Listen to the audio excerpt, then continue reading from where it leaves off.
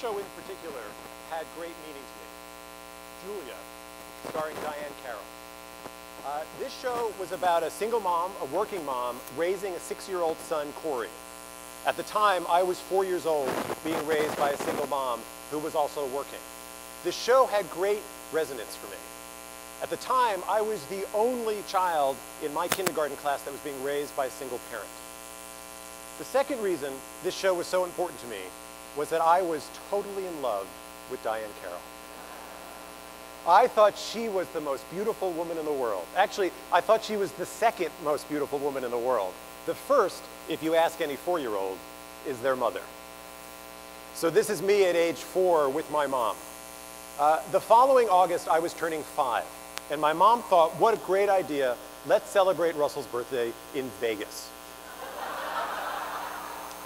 So off we went to Caesar's Palace in Las Vegas, and it was the night of the big day.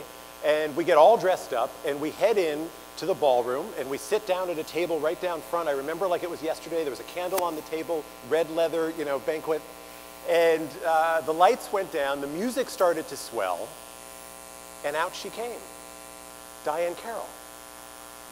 It took my breath away. I turned to my mom, and I remember going, "What?" And she was laughing. She thought it was the funniest thing in the world. Well, I did what any 5-year-old would do. I pushed my mom out of the way, and I ran up on stage. And I said to her, "Where is Corey? And why are you so dressed up? You're supposed to be a nurse." So she turned to the audience and she said, "I need a minute." And she very graciously ushered me off to her dressing room. And she said, "I'm an actress. Corey is an actor. This is pretend. This is make-believe." And as she was talking, all I kept on thinking was, I want to do that. I want to be an artist. So like any good parent, my mom, we returned home, and my mom enrolled me in every theater program there was. After school, during school, I was fortunate enough to go to school with a strong theater program. On weekends, I went on to college and to university and to a conservatory where I studied theater. Now, when I returned to New York, I became a visiting artist in the New York City Public Schools. And it became apparent to me that my experience as a young person was very different from some of the kids I was working with. I walked into schools where there wasn't a single art teacher, music teacher, dance teacher, or theater teacher. In certain circumstances, I was in fact the only introduction that a young person had to the arts. But then I would go to other schools where they had everything. They had art studios, and they had full working theaters and instruments. So it wasn't that the arts were not available, it's that the arts were not available to all students. What we know is that 1st through 3rd grade, 20% of a student's day must be spent in arts education. That is the law. 4th through 6th grade, it's 10%. Middle school, it's 55 hours. In high school, it's 1 full year.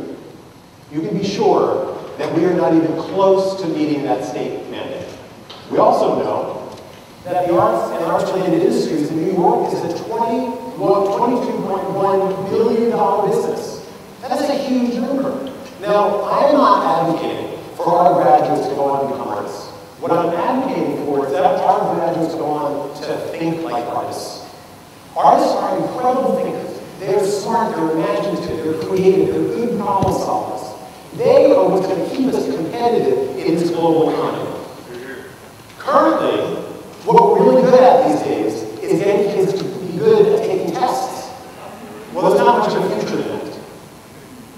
3 main challenges with the kinds of things that we're faced with. One, we have leadership of buildings and institutions and districts that are from a school system where they didn't have arts. So therefore, they denotate, they don't see arts as a priority. 2, we have colleges and universities where we have a school of education and a school of the arts, and they never speak to anyone. They never speak to one another. So it's very possible that a new teacher graduating a program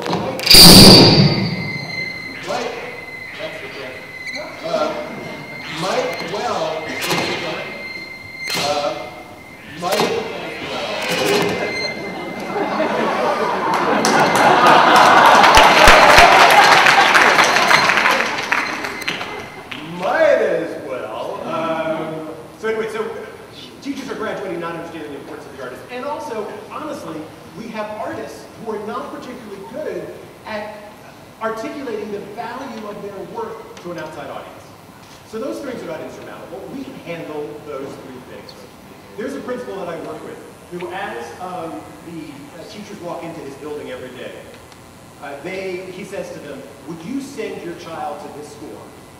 And without fail, every teacher says no. Now that's jaw-dropping. We have to move to a time when every school would be appropriate for our own children. So it's 40 years later. I'm in the theater in Los Angeles with my brother, and sitting in front of me is Diane Carroll. I've not seen her or spoken to her in 40 years. My brother says to me, look, you got to remind her of this story. He's nudging me, and I say, no, not a good idea. Too embarrassed, 40 years. So intermission comes and goes, and I don't say anything. So we go to leave, and we're in rows just like you are, and we're literally shoulder to shoulder. And as I turn the corner, I bump into her. And I said, Diane, Carol, excuse me, but I just want to remind you of this story from 40 years ago. And I explained the whole story to her.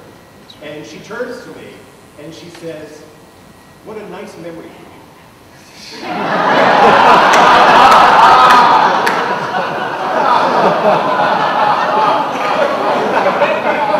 So, not exactly the response I was hoping for. But you know what? She was right. It is a nice memory for me, but it's also an important memory for me. You know, we don't know what entry point is going to spark a child's imagination. We want him to learn, or her to learn. For me, it was a floor show in Las Vegas. Who would have thought? But it would be just an outrage if we weren't allowing the arts as a possible entry point for our young people. TED is about the exchange of ideas. Today we're talking about imagination, creativity, and innovation. Today will be somebody's spark. Endow that, honor it, embrace it, and act on it.